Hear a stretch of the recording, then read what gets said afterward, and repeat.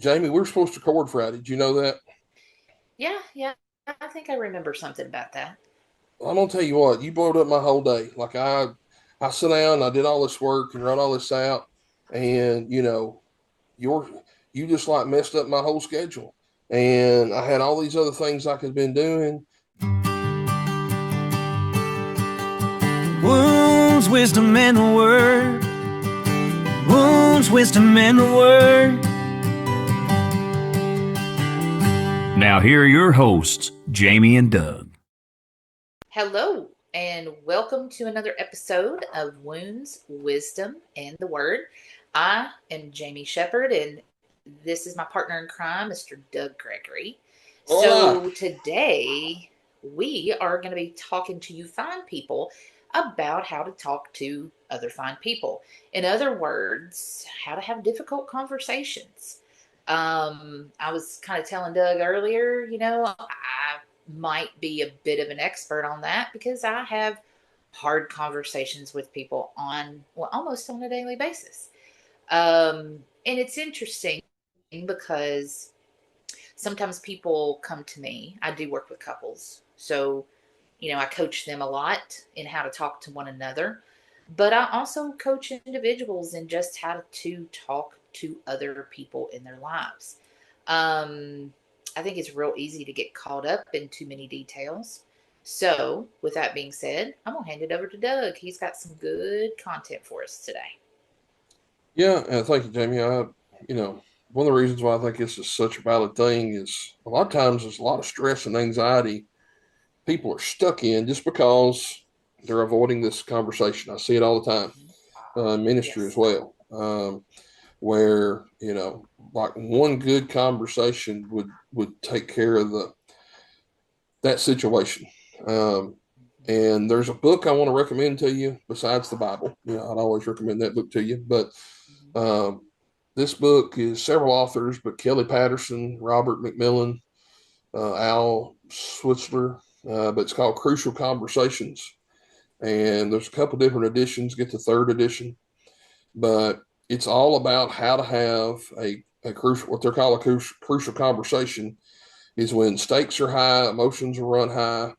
And basically the idea, to give you a 20-second overview, it's a really good book. It's helped me change my life, basically, because I used to be in those crucial conversation moments. I would be a nervous wreck. Didn't feel like I could speak. I didn't couldn't advocate for myself, all this stuff.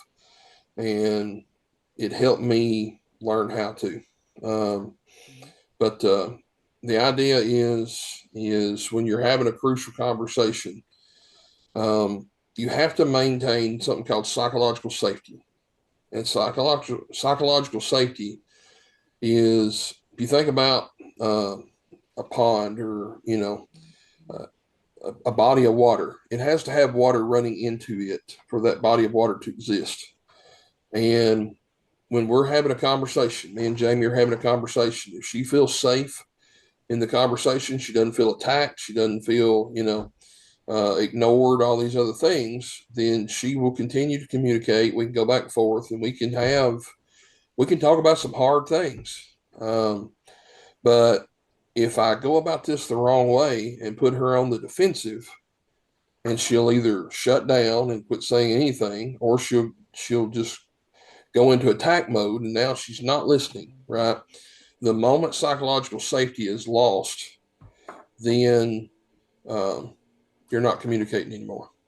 Nobody's listening, and all you're No, doing is you're fighting. typically you're fighting. Yeah. Yeah.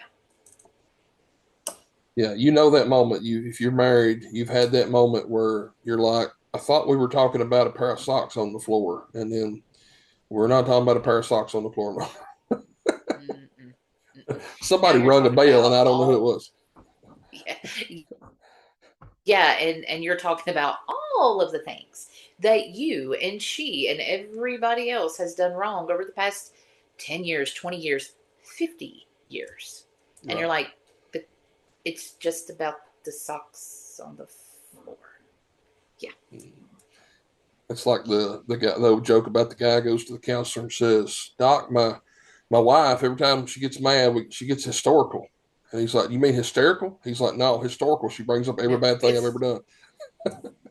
Yep. I love that joke, by Um, the way. yeah. So Crucial Conversations, good book. But one of the reasons why it's a good book, and like a lot of the stuff that we talked about kind of in our first episode way back when, the things that make it a good book are because it's pulling principles out of the Bible. Okay. We want to jump right into the word part of this today. Let me go over here. I've got my Bible pulled up, all set up over here. Think about wisdom in the Bible, God's word. Proverbs comes to mind, right? It's the wisdom book. Okay. Proverbs 15:1. A soft answer turns away wrath, but a harsh word stirs up anger. Now, that's exactly what we were just talking about with psychological safety. You can say something in a way to try to poke, as the illustration goes, to poke the bear, right? I'm going to say it, and I know just what to say, and I know how to say it to push their buttons. Okay. And win. And win. And win. Yep. You can do that. Words will stir up anger, but a soft word, and there it's talking more about gentleness. It's not necessarily like, oh, I'm cowtelling and not telling the truth or not, you think about Ephesians 4:15, talks about speaking the truth in love. I can speak the truth and beat you over the head with it with a baseball bat. I could speak to you in love and not tell you the truth. That's not good either. You got to do both. It's the way that you go about it and the way you say it is critical, absolutely critical. Tact maybe is a lost art anymore, but like I say, it's something you can learn. It's something you can do better, and you're not ever going to be perfect, but I know my situation. I've had lots of times where either somebody's mad at me or I'm kind of drug in as a mediator in between people. And, it starts to get out of hand. And there's been lots of times when I've been able to reel it back in.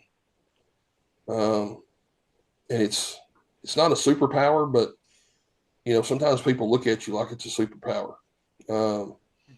And it's just learning people and learning how we communicate and, try and do a better job. So first verse, right? You got to realize that you don't want to stir up anger. Now you may need to tell somebody they're wrong. You might need to tell somebody that, hey, you messed up and you hurt my feelings and you did this and you destroyed property and da da da da da. Like, but you can do that in a way that they'll listen.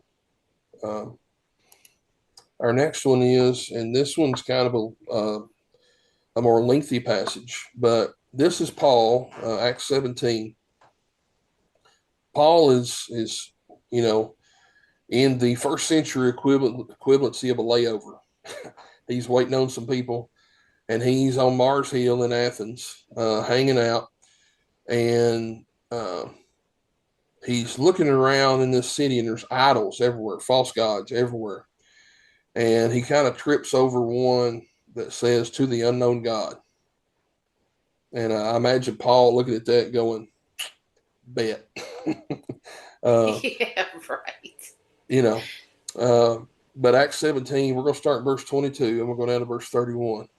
So Paul, standing in the midst of the Areopagus, which was kind of like the cultural center where everybody went and spoke and taught all these things that they tried to teach, said, "Men of Athens, I perceive that in every way you are very religious," which is like, it's not how you think you would start out. Our kind of natural human reaction would be to say, "Hey, you bunch of morons," or "Hey, you're wrong." But that's not how you started out. I perceive that you're in every way you're very religious. For I passed among and observed the objects of your worship, and I found also an altar with this inscription, "To the unknown God. What therefore you worship as unknown, this I proclaim to you. The God who made the world and everything in it, being Lord of heaven and earth, does not live in temples made by man, nor is he served by human hands, as though he need anything, since he himself gives to all mankind life and breath and everything.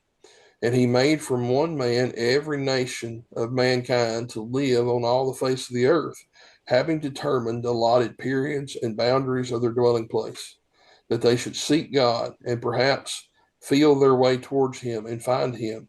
Yet he is actually not far from any one of us. For in him we live and move and have our very being, as even some of your own poets have said.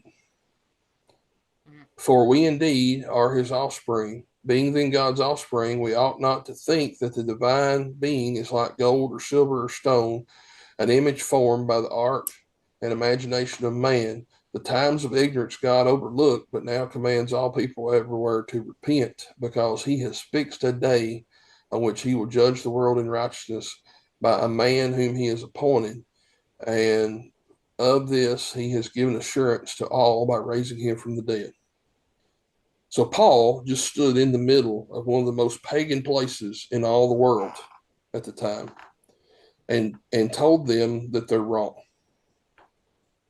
I mean, the gumption on that guy, right? But I want you to notice a couple things. How did he start out? He started out saying, "I perceive you're religious, like you're worshiping, man. You're worshiping the wrong thing, but you're worshiping." Okay. And then he said, "Well, I was walking around here and I found this thing, and y'all put it here. I didn't put it here, right? It's your thing."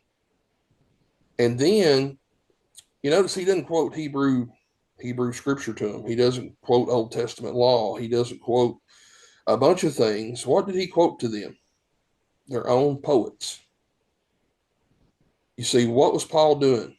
Sometimes people say, "Well, Paul buttered them up and then knocked them down." Okay, maybe that's an oversimplification, I think. But Paul found common ground. And you've got common ground with everybody. Well, that's the concept of meeting people where they are, right? When you talk about ministry and even what you guys do up there with transformation through Christ, right? People come to you and they're hungry, or they come to you and they're cold, or they come to you and they need some physical thing. You got to meet that need. You got to look at them and go, "Hey, I see your need. I see your physical need, but I also see your spiritual one." Yeah. That's how you're going to get those people to listen to other things that you have to say to them. Paul met those people where they were on that common ground. Right. I mean, it was a good thing that they wanted to worship. They needed to know what to worship, but that's a good thing. And a lot of times, like I say, we have such a negative bias. I remember back a long time ago, I was into flying drones, and I was like, I'm almost this is when drones were in the media and everybody was talking about drones being bad. And I thought, I'm just about everything the media hates. I'm white. I'm a man. I like drones. I'm Southern. I mean, the list goes down. And we have all these things to divide us, but we're all humans. Okay. If you ain't got nothing else in common, we're all humans, you can often even somebody that you just your arch enemy. Do they care about their family members? You care about your family members. I mean, you can find it if you want to find it. And the point is not to just justify them and say, "Oh, you're just, we're just going to let all this other slide." But we got to build a bridge. This hard conversation is building a bridge. When you look at the etymology, I think that's the right word, like when you study where a word come from, for the word communication.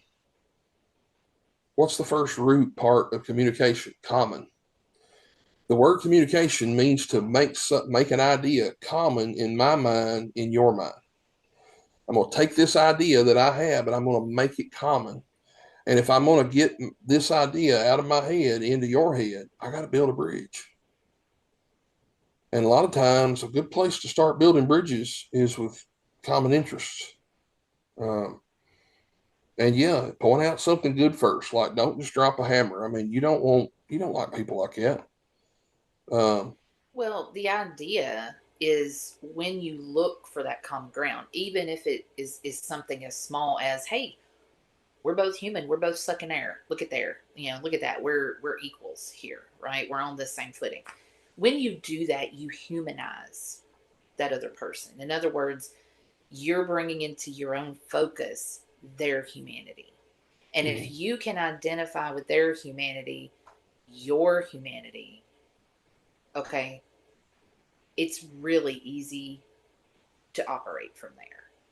If yeah, I'm if I have an enemy out there somewhere and I convince myself that they aren't human because they have no feeling, they have no care, they have no concern, then it makes it real easy for me to hate them and for them to be my enemy. yeah. And our minds will make up stories so quickly. Mm-hmm. We're always searching motive, and um, somebody's having a bad day. Like, if you don't believe me, like, be on the phone with somebody, and all of a sudden it drops off, and you're calling, and well, they don't want to talk to me, blah blah blah. And I've had situations before, like a call drops, and it's like, I don't know what happened. I must be bad service. It must be this. And they're like, no, my phone went dead. I made a guess, and it was the wrong guess. And so many times we pin those things, like you say, especially when the sin is against us, when the offense is felt by us. Boy, we go assigning, we go to assigning motives real quick, and then you find out. Uh, it's like the old story, probably not true, but it's a good preacher story, that the dad's on the subway with his two or three kids, and the kids are just running wild, bouncing all over the place, and just annoying everybody. And the dad's just zoned out of it. And finally, somebody on the subway says, "Dude, will you get your kids in check? Like, what are you doing?" And he kind of snaps out of it, and he said, "I'm sorry." He said, "We just come from the hospital and their mother died, and I don't know how to tell them." Well, of course, they run in a bunch of heathens. Like, you don't know what that dude's been through today. You don't know what he's got it going on. Uh, so, No, I like to tell people, especially when I do work with a married couple, that assumptions sink ships. If you mhm. you think about the Titanic, which is pretty recognizable to most people, somebody assumed that somebody else was watching out for that iceberg, or somebody else assumed that they knew exactly how big that thing was. I tell you who else assumed, the And then, designers, when they built the bulkhead, put a waterproof door in it, and left the top of it open. mm-hmm, mm-hmm, they assumed that their ship was unsinkable, Yeah, right? it won't go up that high. No, no. And that's what happens a lot of times in relationships and in these situations where these difficult conversations are needed. I'm assuming you feel or think a particular way, so I'm going to react to that. I'm not going to react to you, and I'm not going to react to reality. I'm going to react to my assumption that I have made. This, you mentioned narratives. That's me writing my own narrative and putting my own spin on what has happened versus truth seeking and Right. simply asking questions. Yeah. So one more verse, and then I kind of want to do a little demonstration. This is Matthew 18, one of the great conflict verses, passages in all the scriptures. And let me roll over here and get on the right verse, in verse 15. Um, and this is the whole, you know, you go talk to them in privately, and then they won't listen, two or three more, and then they won't tell it to the church, and if they won't, then But just verse 15 for our purposes. If your brother sins against you, so they're in the wrong, but if your brother sins against you, go and tell him his fault. Well, wait a minute, they sinned against me. Why do I gotta go tell them? because they don't know. There's a good chance my brother don't even know that he sinned against me until I tell him. Well, you mean I've got to be the one to make the first move? Yes, you. That's what the Lord said. He put it right there, right? Um, and like I say, so many situations in life, people go years and years and years, just carrying this emotional weight and baggage and burden when just because you don't know how to have a conversation. I mean, where do you think all these feuds came from? You hear, which I don't even know that if it's a real one or not, but Hatfields and McCoys, right? One of the more famous feuds that people kind of recognize the names, right? Well, where do you think that stuff comes from? It's because one man got mad at another man, kicked his dog, and now the whole family's mad about it. And generation after generation and after generation is still carrying the torch for the fact that that man kicked his dog. Yeah. And so it gets out of hand real quick. Oh, yeah. So to kind of illustrate this, it's one thing for me to sit here and spout Bible verses at you and tell you, da da da da da. Okay. But one of the things that I do wind up doing a lot of times is somebody will have a situation and they'll be like, well, I don't know what to say and I don't know how to go about it and I don't know how to do this or that, and a lot of times I sit there and think about it a second and I'll say, what if you said this? And I'll give them some kind of recipe, and it may not be the most perfect thing, but I've had a ton of people look at me and go, I don't know that I'd ever thought of that. And I'm like, well, it's these principles right here. It's just, you kind of gotta once you see the recipe, you see how the same recipe can apply in a lot of different situations. Um, to illustrate this, one of the things I want to do is we're going to take. It's a real thing that happened, okay. But the pretend part of this is I'm going to pretend that it bothered me, okay. And the real thing that happened was we were supposed to record Friday for our podcast, and then we're supposed to record Saturday or Sunday, and then we're supposed to record Monday. But needless to say, it's Tuesday, okay. But let's just take Friday. We're supposed to record Friday for the podcast, and then I get a text message later on from Jamie and says, "Hey, days changed, can't record." All right. Didn't bother me a bit. We were supposed to record yesterday, and I couldn't record yesterday because of a conflict on my end. Okay, so not mad at Jamie at all. But we're just going to say, for the sake of argument, that I was. Okay.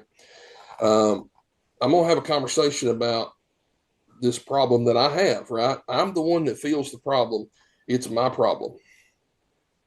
Well, Jamie did this to me, and Jamie's fault, and Jamie. Okay, maybe. But if I feel it, and it's bothering me and it's causing me to lose sleep, it's my problem. I own it. I feel it. And I've had situations in the past before where, I'll get down and say, listen, I've got to tell you this. I've got to tell you how I feel, and I don't even expect you to do anything about it. But I've got to say it just to get this off my chest and be able to go home and sleep tonight. So the first round, I'm going to do this. I'm going to do it the wrong way. And it's almost like painful to do it the wrong way because I know it's the wrong way. But anyway, I'm going to do that. And then get into character. Yeah. Come on. I know it's hard. Well, my struggle is I sucked it up for so long that I don't ever want to go back there. But then to go back there intentionally, it's like, yeah.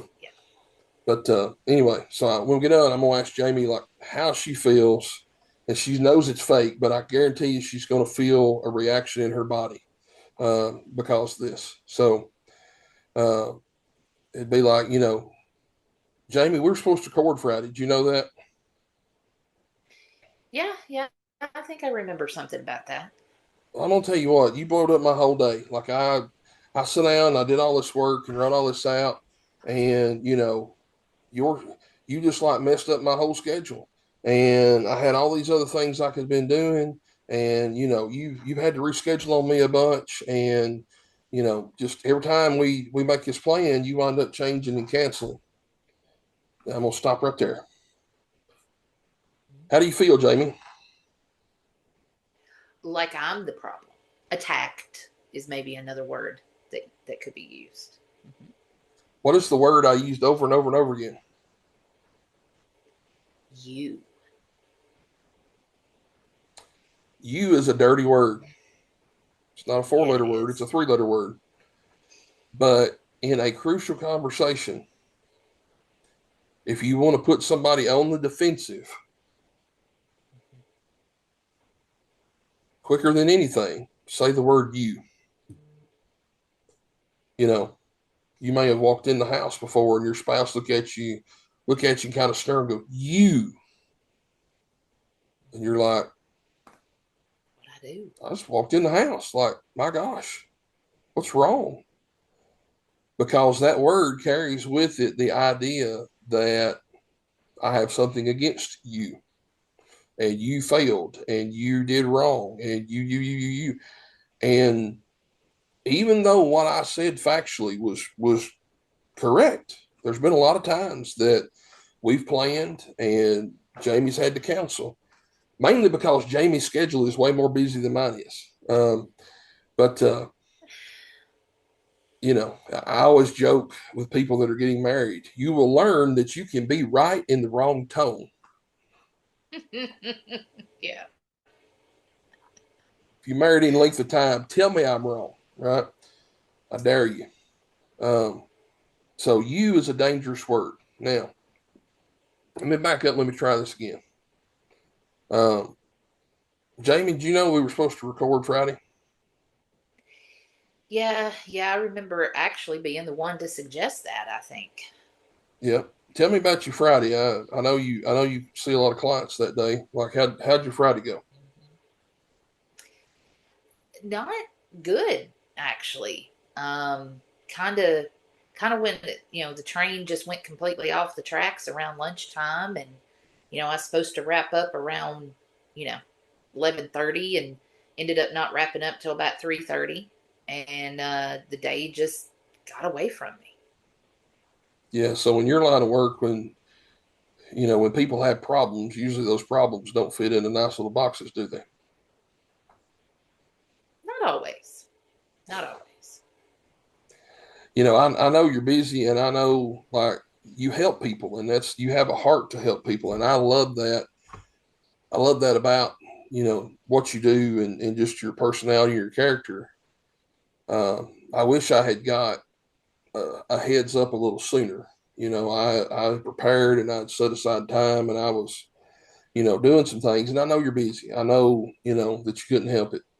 Uh, but, I was a little disappointed Friday.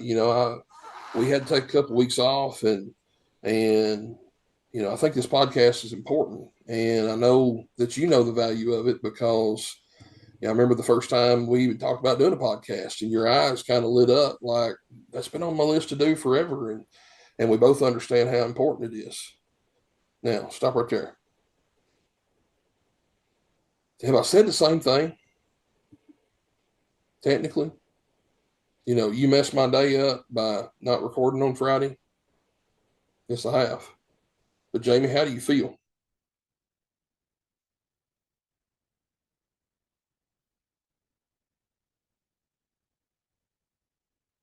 I think she feels muted at the moment. Better than before. Sorry, had a little technical difficulty there for You're all right. about 30 seconds. I kind of started freaking out. Yeah, no, that's and what you did is exactly what I coach so many people, so many couples to do. You know, use I statements. That's one of the simplest changes that people Yep. can do. Simple, okay? Because the truth is, you don't make me feel any particular way. Yep. Now, do your actions influence my feelings. Yes, but those are my feelings, and when I'm trying to explain to someone that those feelings are hurt, right? Or it feels like maybe they were disregarded.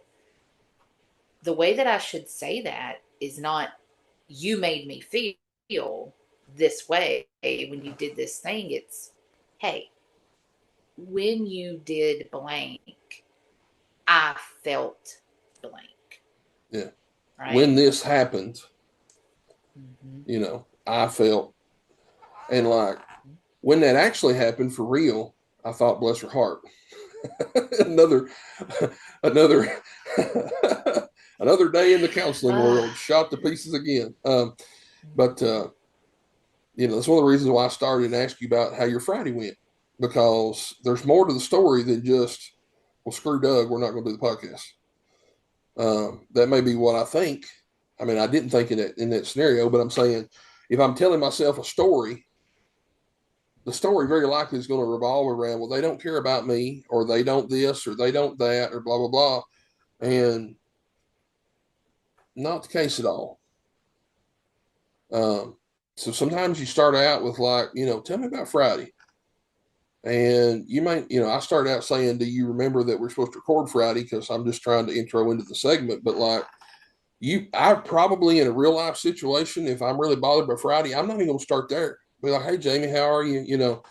Tell me about, tell me about Friday. And, I'm going to get some details. And what I'm doing is, first of all, I'm curious. I want to know the real story, because there's probably a good reason that it didn't happen. But at the same time, when I listen to this and I say, listen, I know, man, in your line of work, things get blown up and things happen. And I'm validating her experience. And I can say, here's how I felt. And at that point, all I'm doing is I'm telling you, like, here's how I felt when that happened. And I can't imagine how you felt. You probably want to record too. You care about the podcast as much. There's the common ground, right? I care about the podcast. You care about the podcast, and we know how valuable it is. There's our common ground. And the only reason if it bothered me, the only reason it bothers me is because I want to get on a more regular content production schedule. And I guarantee you want to be on a more regular content production schedule. You didn't want to, have Friday blowed up, but there's a way to say things and a way not to say them. And like I say, it just takes a little time and practice, but stay away from you statements, use I, and if at all possible, phrase something in a question instead of making a statement. In a marriage situation, you could say, whatever the scenario is, but you might ask the question instead of making a statement. Well, if you were in my shoes, how would you have felt? There's been times before where it's like, whatever happens bothered me, but it didn't really bother me so much. What happened is the fact that I know that if I had done that to them, it would have bothered them. And it's like not a big deal the other way around. And I've had that conversation a bunch. Like, hey, if the shoes were reversed and I did that to you, I know how you would have felt, and I know why you would have felt that way, and you'd have been right to feel that way. So why don't you reciprocate? And that's a much different conversation than you. Well, and excuse me. I think one of the best ways to avoid getting trapped in that finger pointing, in that you, right, is preparation. Chances are real good that this crucial conversation that is needing to happen, it's not an impulsive one, right? It's something that's been building, or it's something that's happened multiple times, or it's really something that has become an issue, right? So don't spur the moment or impulsively bring up the subject matter.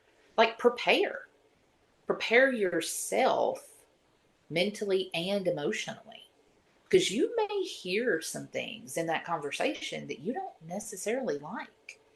And that's okay, because what you want is an honest conversation, right? You want honest communication.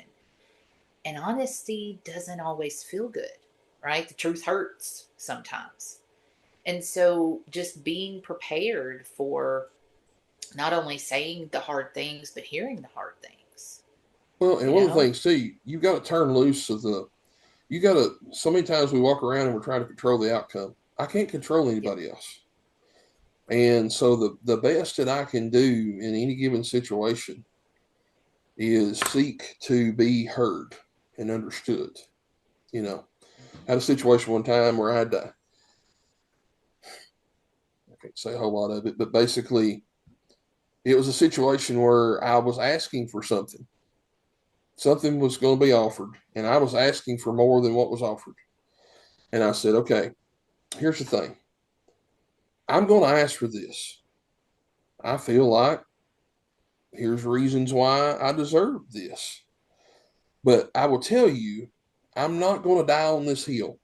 I give you permission to respond to this request any way that you want to. If you come back and tell me no, I'm not gonna die on this hill. It's not going to affect our relationships. It's not going to affect anything. But like I I literally have to ask to be able to go home and live with myself.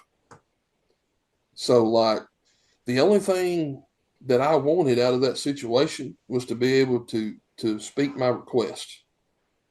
And then, I have released the need to control the outcome at that point, because all I can do is speak up for myself. You know, nobody's going to defend you like you. Nobody's going to advocate for you like you. Nobody's going to, nobody's coming to rescue you in a lot of these situations. You say, well, they ought to be able to tell, or they ought to be able to, I remember I went through a job one time for 5 years and never had a raise. And part of that is because I was too scared to go ask for one. Yep. I didn't advocate for myself. So I kept sitting here waiting on, well, they ought to see me and they ought to see my value. And I was in an IT job. I was doing stuff that was like way above and beyond. And I was worth way more money. When I left, they hired two people, and both those people made over $90,000 a year. And I wasn't making that, nowhere near that, right? But a big part of that is my fault, because I didn't go and I didn't have a hard conversation. And I had plenty of chances where I could have said, hey, I love y'all and I appreciate y'all and I'm so thankful. But I've learned these things and I've added these skills and I've saved the day, over here and done these things. And like, would you consider giving me a raise? And if you say no, that's fine. But like, uh, I need to ask, you know, because you're basically taking all the defense mechanism. You're taking the defensiveness away when I say I'm going to ask this, but I'm going to be okay with your answer. Mm-hmm. And I mean, dealing with a small kid or whatever, it's like you don't get to choose whether you come out of the road or not. But I mean, a lot of these things you can just, there's so many small little things like that where you can say, I find myself kind of even now doing this, maybe without even half thinking. There's a guy uh, runs a local eyeglass store here in town, and we were out and about somewhere else, and he's away from work. And I know that when you do eyeglasses all day long, when you come home or you're out at the store, the last thing you want to talk about is eyeglasses. But I had an eyeglass question, and I walked up to him and I said, listen, I know the last thing you want to do is talk about glasses, but like I've got some stuff on my glasses. Is there any way to polish it? And he's like, oh no, that's fine. Like, and he rattled off what I need to know, which is basically I messed up and ruined a brand new pair of glasses. Um, but No. yeah, I mean, anyway, that's why I can't have nice things. But anyway, it's my fault. Right. But I acknowledge the fact that, hey, you probably have people ask you about glasses all the time when you're off work, and you don't like that. And because I acknowledged that, he was more than willing to help me with my question. And there's a complete well, not even just a little rabbit hole, but there's a complete well that we could fall off in with this conversation. Maybe that's a future episode. And that is how self-worth plays a role in how we approach these crucial conversations and these difficult, moments in life. Yeah. The moment, Doug, that you decided you deserved that raise and you looked at all of the hard work you had done for that company and all of the effort that you put in that was going unnoticed by people above you, Right. at least maybe not unnoticed, but unrewarded, right? Unappreciated. Unappreciated. The moment that you realized you deserved that raise, that's when things changed for you. That's when you pursued that difficult conversation, that crucial conversation with your bosses. And that's also when you decided, hey, you know what? If I go to these people and I say this to them and they don't respond, you know what? That might tell me something about how they really view me. And if they're not going to appreciate me here, maybe it's time for me to look for a different place who will, right? Yeah. And that's what I said. It's a Because, real deep well we could fall off yeah, into. Like we could chase that bucket all day long if we wanted. because what's the reality of that situation? They're not gonna eat me. They're not gonna take my birthday away. Now if I go in there and be like, listen, you sorry, miserable, you don't ungrateful, like, if I go in there and put them on the defensive, they're not gonna give me nothing. But if I go in there and say, listen, guys, no barrier to entry here, really no, I'm not even a lot of pressure, but it's just on my mind, and I think that we have a good enough relationship that I can ask this.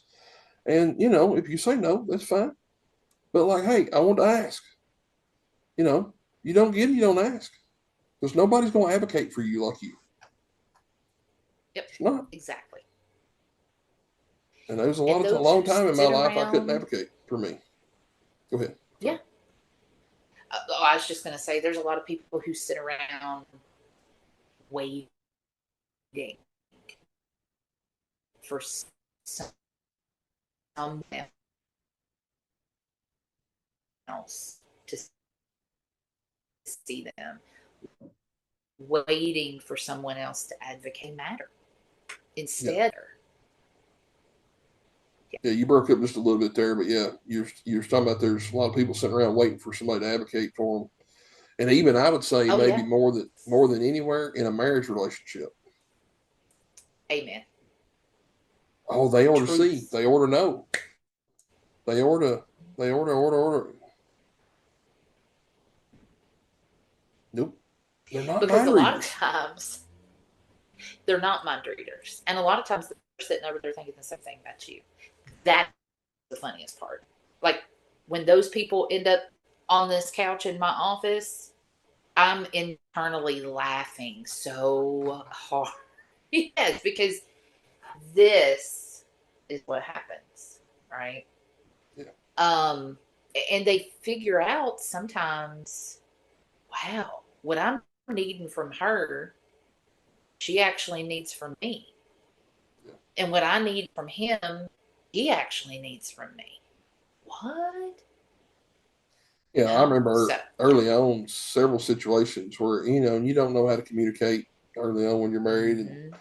I don't still don't know how to communicate, but you get better. Only Yeah. the Yeah, strongest survive.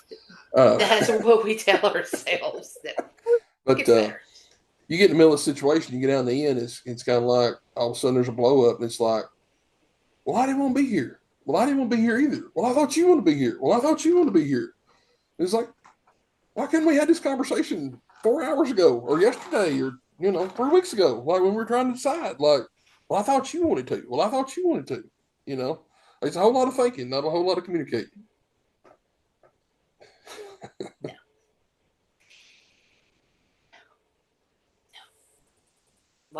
Like, man, I got some story early on in my marriage when that communication was,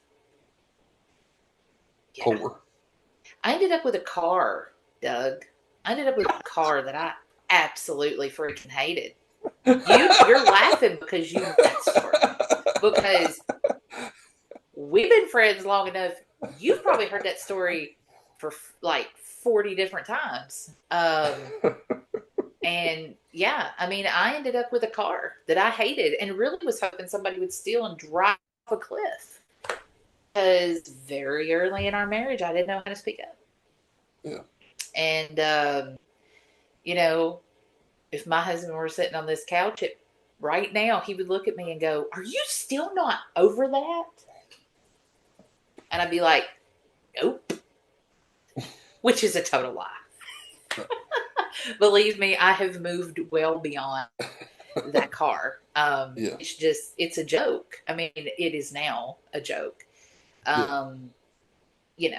Communication has greatly, greatly improved since then. Yeah. So. Well, it has to. I mean, it just has to. Mm-hmm. Yeah. I mean, we were just married 26 years, October the 1st. And I know there are probably couples out there who've been married for 46 years who communication hasn't improved, and they probably just sit in silence day after day after day. Oh, yeah. You hear the ones like, we don't ever fight. Okay. So you silently hate each other then. Exactly.